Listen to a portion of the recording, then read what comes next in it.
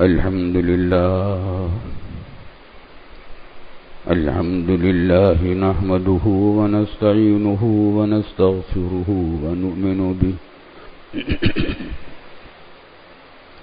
ونؤمن به ونتوكل عليه ونعوذ بالله من شرور أنفسنا ومن سيئات أعمالنا من يهده الله فلا مضل له ومن يضلله فلا هادي له ونشهد أن لا إله إلا الله وحده لا شريك له ونشهد أن سيدنا وسندنا ومولانا محمدا عبده ورسوله صلى الله تعالى عليه وعلى آله وصحبه أجمعين وسلم تسليما كثيرا أما بعد فأعوذ بالله من الشيطان الرجيم بسم الله الرحمن الرحيم فمن يعمل مثقال ذرة خيرا يره ومن يعمل مثقال ذرة شرا يره. بزرگان محترم اور برادران عزیز، یہ شعبان کا مہینہ چل رہا ہے اور رمضان کی یہ تمہید ہے، اور یہ دو مہینے وہ ہیں جن میں حضور صلی اللہ علیہ وسلم نے برکت کا اظہار فرمایا، دعا بھی فرمائی. جب رجب کا چاند دیکھتے تھے دعا فرماتے تھے اللہم بارک لنا فی رجب و شعبان وبلغنا رمضان. اے اللہ ہمیں برکتیں دیجئے رجب کے مہینے میں اور شعبان کے مہینے میں، اور ہمیں رمضان تک پہنچا دیجئے، اس وقت تک ہمیں زندہ رکھیے تاکہ رمضان کی بخششوں اور نعمتوں سے ہم بھی مالا مال ہو سکیں. تو یہ رمضان کی تمہید ہے، رجب بھی اور شعبان بھی. اور شعبان چونکہ رمضان کے زیادہ قریب ہے تو تمہید بھی اس میں زیادہ ہے. کئی وجوہ سے یہاں اہمیت ہے، اور ایک خاص بات اس شعبان کے مہینے میں یہ ہے کہ آج 13 تاریخ ہے، کل کو 14 ہے شعبان کی، اور کل کا دن گزار کے رات کو شب براءت ہے، جس کو شب براءت کہتے ہیں، لیلۃ البراءت اور شب براءت. یہ بھی بہت اہم رات ہے، اور احادیث میں اس کی اہمیت کا کہ احادیث آئی ہیں. مجموعہ مل کر احادیث کا یہ ہے کہ اس رات میں اللہ تعالی خاص عنایات فرماتے ہیں، بہت سے لوگوں کی بخشش فرماتے ہیں، بہت سے لوگوں کو محروم کر دیتے ہیں. روایات کا مجموعہ یہ بتاتا ہے کہ اس رات میں جاگنا چاہیے اور عبادت کرنی چاہیے. صحابہ کرام رضوان اللہ علیہم اجمعین کا بھی معمول رہا ہے، تابعین اور تبع تابعین کا بھی. یہ رات اس لحاظ سے بڑی اہم ہے کہ اللہ تعالیٰ جتنی بھی توفیق دے اس میں رات میں جاگ کر اللہ تعالیٰ کی عبادت کرنی چاہیے. اگلے دن کے روزے کے بارے میں کسی مستند روایت سے تو ثابت نہیں ہے کہ اگلے دن کا روزہ سنت ہے، لیکن اتنی بات ثابت ہے کہ شعبان کے مہینے میں رسول اللہ صلی اللہ علیہ وسلم روزے بہت رکھتے تھے. نفلی روزے ہوتے تھے آپ صلی اللہ علیہ وسلم کے، نفلی روزے ہوتے تھے. تو آپ جتنے باقی مہینوں میں جتنے روزے رکھتے تھے ان کے مقابلے میں شعبان میں سب زیادہ روزے نفلی ہوتے تھے. ازواج مطہرات کا بھی معمول یہی تھا، اور اس لحاظ سے بھی روزوں سے اس کی بڑی مناسبت ہے کہ بہت سے لوگوں کے ذمے روزے ہوتے ہیں پچھلے رمضانوں کے، ایک رمضان کے یا کئی رمضانوں کے. جو روزے نہیں رکھے تھے کسی بیماری کی وجہ سے یا سفر کی وجہ سے یا غفلت کی وجہ سے، اللہ پناہ میں رکھے. تو یہ موقع ہے کہ نیا رمضان شروع ہونے سے پہلے روزے جتنے قضا ہیں ان کو رکھا جائے، ان کو مقدم کیا جائے. جب تک قضا روزے ختم نہ ہو جائیں اس وقت تک ہمارا مشورہ یہ ہوتا ہے کہ نفلی روزے نہ رکھے جائیں. نفلی روزہ جو بھی نفلی روزوں کے دن ہیں ان میں فرض روزے کی نیت کی جائے، قضا روزے کی. البتہ جس کے ذمہ روزے قضا نہیں ہیں وہ نفلی روزے رکھے، اور شعبان میں روزہ رکھنے کی اور زیادہ فضیلت ہے. اللہ تعالی ہم سب کو اس کی توفیق عطا فرمائے. اس رات میں جاگ کر کوئی عبادت کرنا کچھ تو ثابت ہے کہ تلاوت کرے، دعائیں کرے، نماز پڑھے، نفلیں پڑھے، لیکن اس کا کوئی خاص عبادت اس رات کے لیے مقرر نہیں ہے. کوئی خاص عبادت نہیں، جس کا دل چاہے تلاوت کرے، نفلیں پڑھے، درود شریف پڑھے، تسبیحات پڑھے، دعائیں کرے. ہم تو ہر وقت محتاج ہیں اللہ تعالیٰ کے سامنے، اپنی بے شمار ضرورتوں کو، اپنی ضرورتیں اللہ کے سامنے رکھتے ہیں. اللہ ہماری ضرورتیں ہیں.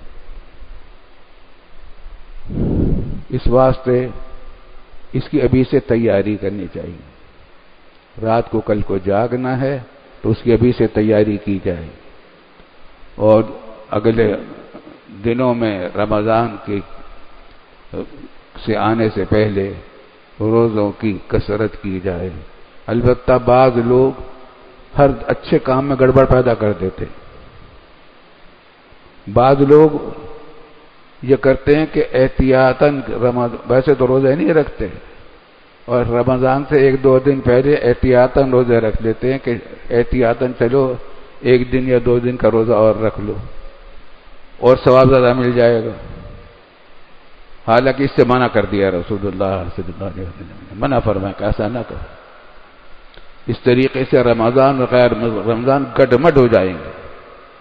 بدعات کو جو منع کیا ہے رسول اللہ صلی اللہ علیہ وسلم نے، اس کی بڑی وجہ یہی ہے کہ حق اور باطل گڈمڈ ہو جائیں، فرض اور غیر فرض گڈمڈ ہو جائے، پتہ نہ چلے. اگر اس روزہ کا 1 دن یا 2 دن کا روزہ رکھنے کا معمول بنا لیا جائے تو رفتہ کر کے لوگ اسی کو واجب سمجھنے لگیں گے کہ رمضان سے پہلے 1-2 دن روزے رکھو. اللہ نے 30 روزے دیے ہیں. اگر چاند 29 کا ہوگا عید کا تو 29 ہی روزے ہوں گے، لیکن ثواب پورے مہینے کا ملے گا. تو ایک خاص بات تو اس شعبان کے مہینے میں یہ ہے کہ لیلۃ البراءت آ رہی ہے، کل کو آ رہی ہے. اللہ تعالیٰ اس کی برکات سے ہم سب کو مالا مال فرمائے. اگلے دن کا روزہ مسنون نہیں ہے اس دن کے خاص. کوئی نفلی روزے رکھنا چاہتا ہے یا قضا روزے رکھنا چاہتا ہے وہ رکھا کرے، وہ بہت اچھی بات ہے. لیکن رات کو جاگنے میں بھی بعض لوگ طرح کی ایجادیں کر لیتے.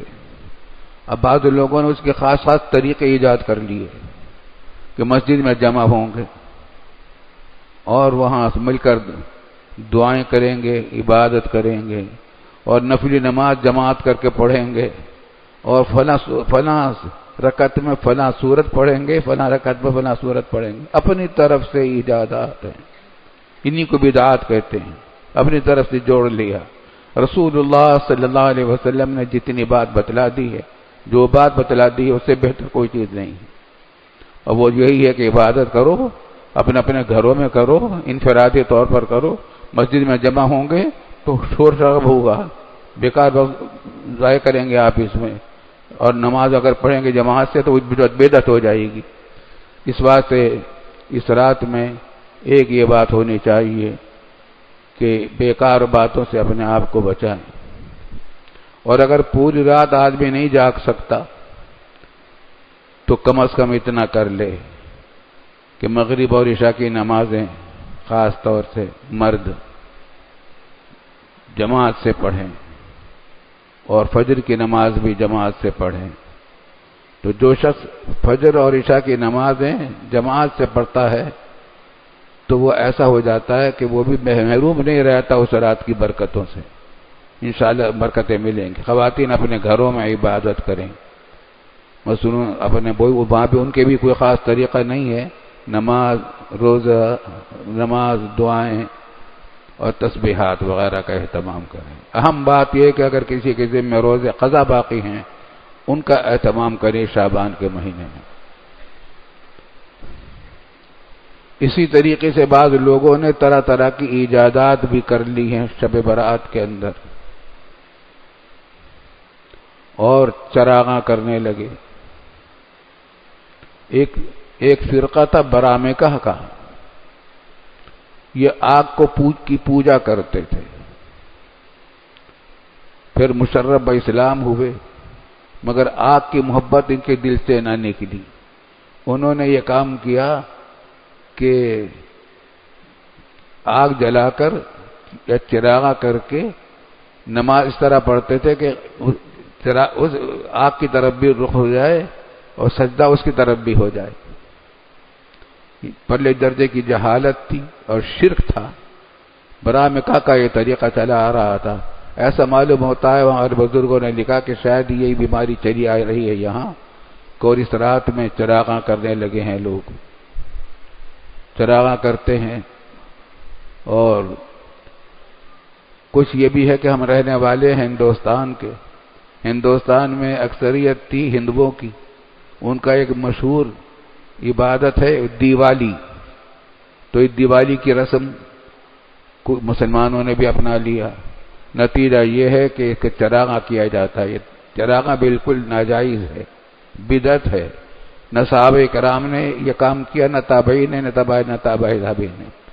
ہم صحابہ کرام رضوان اللہ علیہ مجمعین سے زیادہ جاننے والے نہیں ہیں، ان سے زیادہ حضور صلی اللہ علیہ وسلم کی محبت رکھنے والے نہیں ہیں، ان سے زیادہ عبادتیں کرنے والے نہیں ہیں۔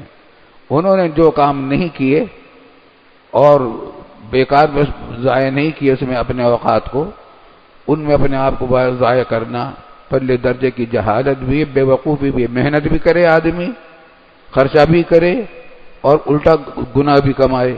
اس رات میں، جس رات میں لوگ جنت کمانے کے لیے کوشش کرتے ہیں، جہنم کمانے کے میں لگ جائیں۔ اسی طریقے سے اس رات کے اندر آتش بازی کا رواج بھی ہو گیا ہے، آتش بازی ہوتی ہے اور اس کے واقعات بھی پیش آتے رہتے ہیں۔ کتنے سنگین واقعات پیش آ چکے ہیں، بہت سے لوگ اس میں آتش بازی کرتے ہیں، اور آج کل آتش بازی کے طریقے ایجاد ہو گئے بڑے سائنٹیفک، تو بعض لوگ ان کی کوشش کرتے ہیں۔ یہ سب جہالت کی باتیں ہیں۔ اس رات کو ان بیکار باتوں سے، بلکہ مضر باتوں سے، گناہوں کی باتوں سے پاک رکھا جائے۔ اگر کچھ نہیں کر سکتے تو کم از کم گناہ تو نہ کریں اس رات میں، اس کا اہتمام کیا جائے۔ اللہ تعالی ہم سب کو اس کی توفیق عطا فرمائے۔ ایک بات، اس رمضان شعبان کا تعلق ہمارے تمام ارکان اسلام سے ہے۔ روزے کی تو تمہید ہے ہی ہے، اور میں نے عرض کیا تھا کہ حج کی تیاریاں بھی اسی زمانے سے ہو رہی ہیں، درخواستیں لی جا رہی ہیں، یہ بھی رکن اسلام ہے۔ ایک اور نماز تو ہے ہی ہر وقت کی، اور حج ہے، اس کی بات ہو چکی۔ زکوٰۃ، یہ بھی نماز کے بعد سب سے اہم رکن ہے اسلام کا۔ 5 ارکان ہیں، شہادت لا الہ الا اللہ وان محمد رسول اللہ، و اقام نماز، روزہ، حج، زکوٰۃ۔ قرآن کریم نے اس کا اہتمام کر رکھا ہے کہ جگہ جگہ جب نماز کا ذکر آتا ہے تو زکوٰۃ کا ساتھ آتا ہے۔ اقیموا الصلاۃ وآتوا الزکاۃ، اقاموا الصلاۃ وآتوا الزکاۃ۔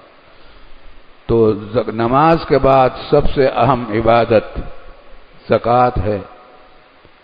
روزہ جسمانی عبادت ہے، نماز جسمانی عبادت ہے، زکوٰۃ مالی عبادت ہے، اور حج جانی اور مالی دونوں عبادتوں کا مشترک مجموعہ ہے۔ ہماری جان اور مال سب اللہ کے لیے، ان صلاتی و نسکی و محیای و مماتی للہ رب العالمین۔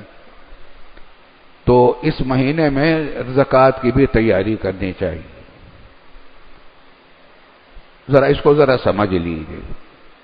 زکوٰۃ سال میں ایک مرتبہ فرض ہوتی ہے. اس کے لیے شرطیں ہیں کہ جس کے پاس بقدر نصاب مال ہو،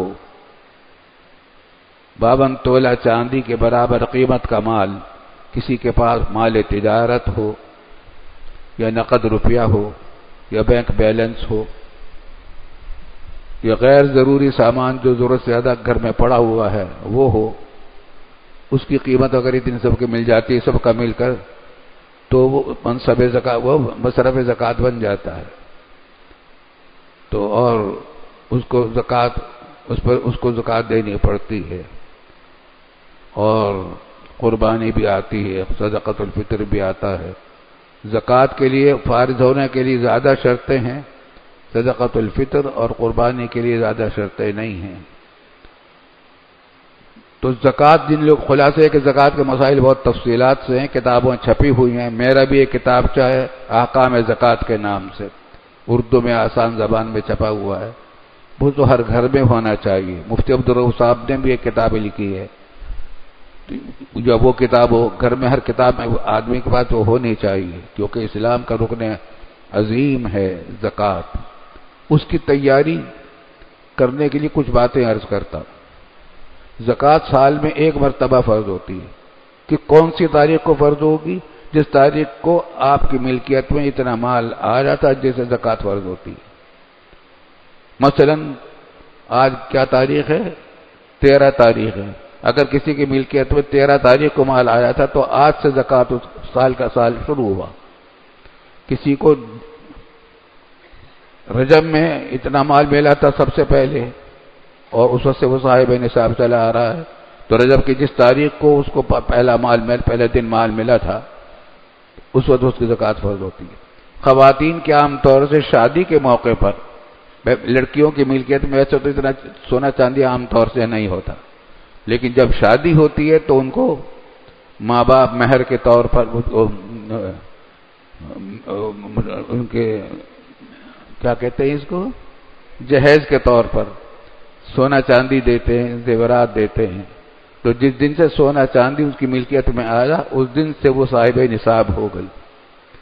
اسی طریقے سے بہت سارے نوجوان ہوتے ہیں، ان کی ملکیت میں بھی پہلے سے مال نہیں ہوتا، ماں باپ ان کو دے دیتے ہیں کہ اپنی بیوی کو دے دینا، تو اس دن سے وہ صاحب نصاب ہو گئے. اس دن سے زکوٰۃ فرض ہوگی. تو حساب اس دن کا کرنا چاہیے جس تاریخ کو سال پورا ہوا. آج کسی کا سال پورا ہوا ہے تو آج یہ دیکھے کہ بینک میں کتنے پیسے ہیں، ملکی کرنسی کتنی ہے، غیر ملکی کرنسی کتنی ہے، اس کی قیمت آج کیا ہے، ڈالر کی قیمت کیا ہے، اور دوسری کرنسیوں کی کیا کیا قیمت ہے جو آپ کے پاس موجود ہیں.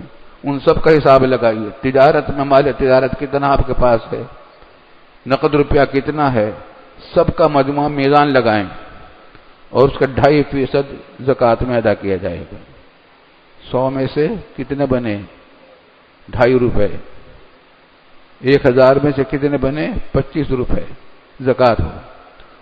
تو اس کو حساب کر کے زکوٰۃ نکال لینی چاہیے. بہتر یہ کہ اسی تاریخ میں نکال کر رکھ لو. ادائیگی آپ رمضان میں کرنا چاہیں تو کر دیں. رمضان میں کرنے سے فائدہ یہ ہوتا ہے کہ ایک فریضے کا ثواب 70 فریضوں کے برابر ہوتا ہے. آپ اگر زکوٰۃ میں دیں گے 1000 روپے تو ثواب ملے گا 70,000 کا. مگر یہ نہیں ہوگا کہ زکوٰۃ 70,000 کی 1000 جتنا ثواب ملے گا اتنی ہی زکوٰۃ ادا کر دے اور کم. زکوٰۃ ہے 70,000 کے کسی کے اوپر، لاکھوں بھی ہوتی ہے. کسی پر زکوٰۃ ہے 70,000، وہ سوچے کہ چلو 1000 دے دو تو 70,000 کی ادائیگی ہو جائے گی. یہ نہیں ہوگا، بلکہ ثواب زیادہ ملے گا 70,000، 70 گنا. تو ایک روزے کا ثواب جس طرح 70 روزوں کے برابر ہے رمضان میں، اسی طریقے سے زکوٰۃ کی ادائیگی بھی اس کا ثواب بھی 70 گنا ہوگا. اس واسطے لوگ چاہتے ہیں کہ رمضان میں زکوٰۃ ادا کریں، مگر اس کا طریقہ یہی ہے کہ سال کا حساب اس تاریخ سے رکھیں جس تاریخ سے اس کے اوپر زکوٰۃ فرض ہوئی تھی، لیکن ادائیگی چاہیں تو رمضان میں کریں. اللہ تعالی ہم سب کو ان حدود پر عمل کرنے کی توفیق عطا فرمائے اور شعبان کی برکتوں سے مالا مال فرمائے اور رمضان تک عافیت کے ساتھ پہنچا دے، عزت کے ساتھ پہنچا دے۔ لیکن واقعات کیا کیا پیش آ رہے ہیں۔ ہمارے یہاں دارالعلوم میں آج واقعہ پیش آ گیا۔ ہمارے شعبہ محافظین کے ذمہ دار ہیں مشتاق ستی صاحب، ان کا حقیقی بھائی 4 سال سے وہ ہمارے ساتھ یہاں کام کرتے ہیں، 40 سال سے رات سوئے تندرست تھے، صبح کو گھر سے فون آیا بڑے بھائی کے پاس کہ ہم اٹھا رہے ہیں، اٹھ نہیں رہے، ہم بیدار کر رہے ہیں، اٹھ نہیں رہے۔ کیا کر دیکھا تو انتقال ہو چکا تھا۔ اور ابھی تقریباً 1.5 ہفتہ پہلے ہمارے دارالعلوم میں ایک طالب علم کے ساتھ یہ واقعہ پیش آ چکا۔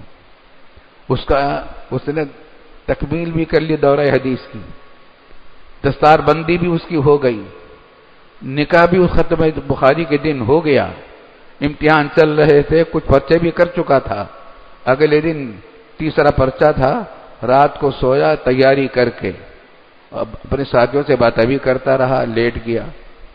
اب صبح کو جب ساتھیوں نے اٹھانا چاہا تو وہ اٹھے نہیں، معلوم ہو کہ انتقال ہو چکا۔ تو موت کسی وقت پتہ نہیں چلتا کب کس وقت آ جائے گی، آدمی کو ہر وقت تیار رہنا چاہیے، کچھ پتہ نہیں رب کا پیغام کب آ جائے گا، کب ان کی طرف سے دعوت آ جائے گی۔ اللہ تعالی ہم سب کا خاتمہ بالخیر فرمائے۔ وآخر دعوانا الحمد للہ رب العالمین۔